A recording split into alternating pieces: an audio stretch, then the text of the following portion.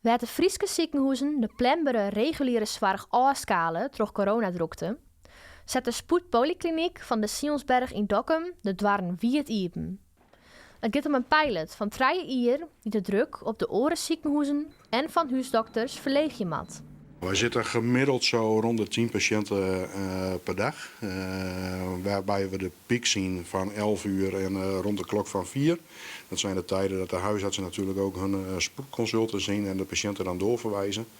En wij zijn hier eigenlijk wel klaar om tussen de 20 en 30 patiënten per dag te kunnen gaan zien.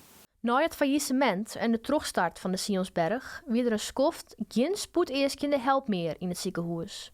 Die kwam er met deze spoedpolykliniek wel weer. De patiënten komen vooral bij huisdokters uit de omjouwing waai. Er is met name de laag- en midcomplexe zorg, dus mensen met extremiteitenletsel die een fractuur hebben aan de arm of aan het been. Mensen met pijn op de borst, mensen met buikpijnklachten.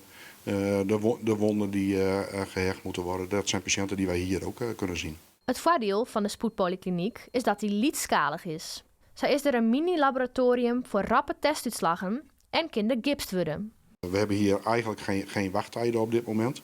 Dus mensen die worden aangemeld door de huisarts kunnen hier eigenlijk gelijk terecht. Mensen worden behandeld en gaan eventueel naar huis of worden terugverwezen of naar de huisarts of doorverwezen naar een specialist. Of eventueel toch naar het ziekenhuis als ze daar wel heen moeten.